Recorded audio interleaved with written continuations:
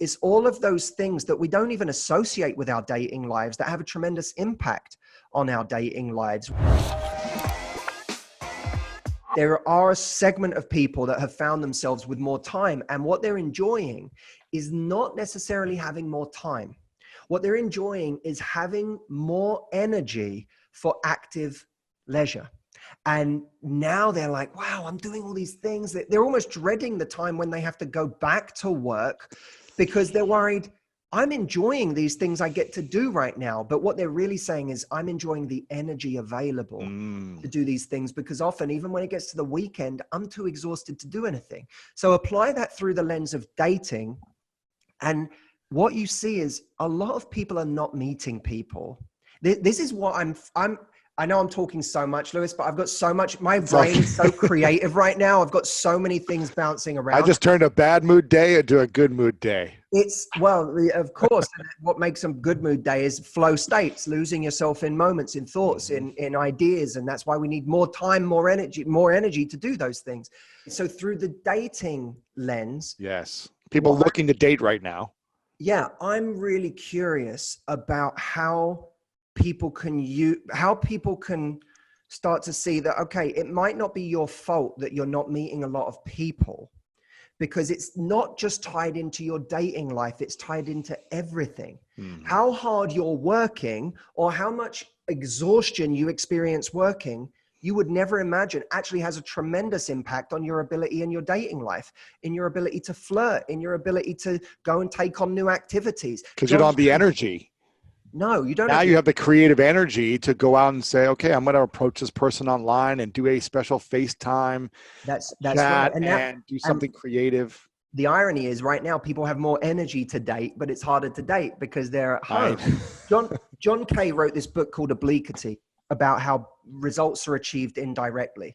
So if you want to get rich, don't focus on making money, focus on all the things that provide a valuable service, that add something to the world, that give you time to think. And that's what makes you, quote, rich financially. It's not focusing on getting rich.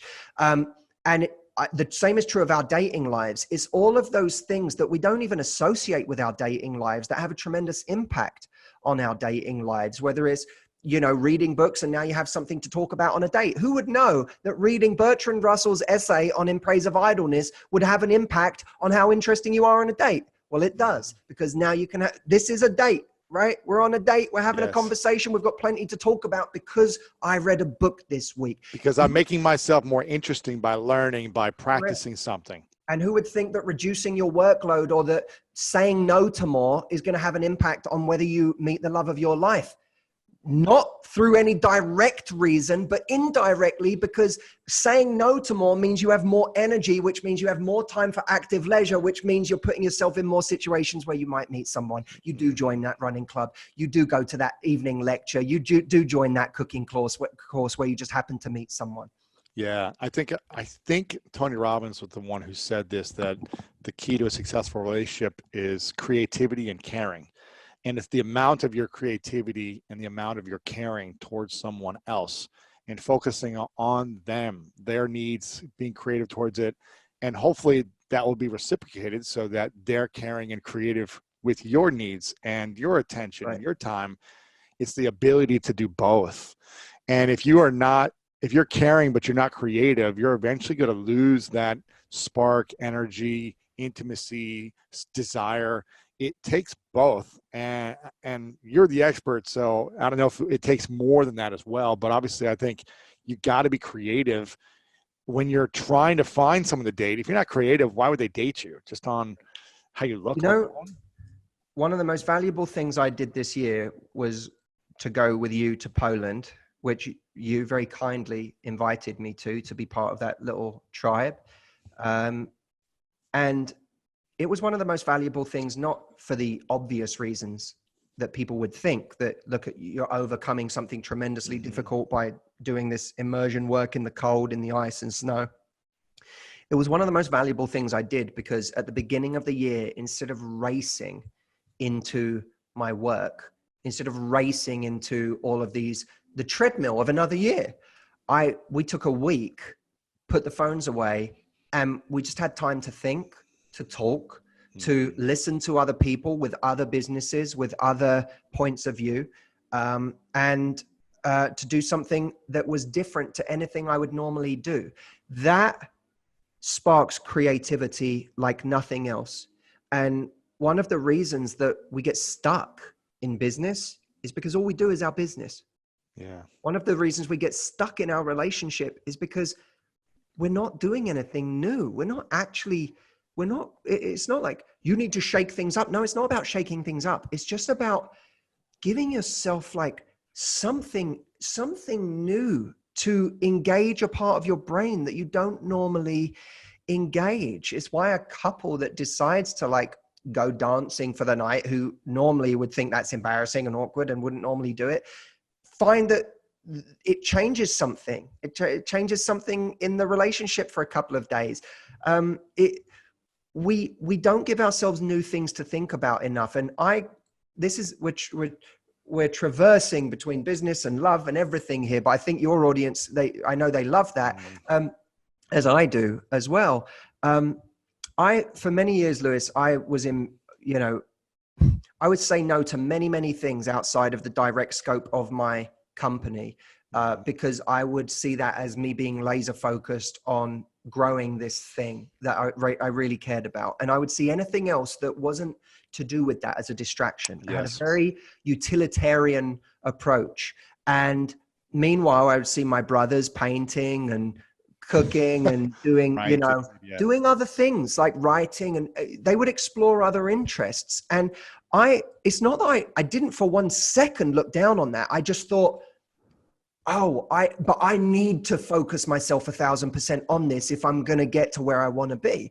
I've come to look at that as focus is a strength, but it can also be a weakness, because it stops you from doing other things that would actually give you a different level of creativity in that core thing that's really interesting to you. And if you never do anything outside the scope of what you do, you're going to find quickly you don't have a lot to say.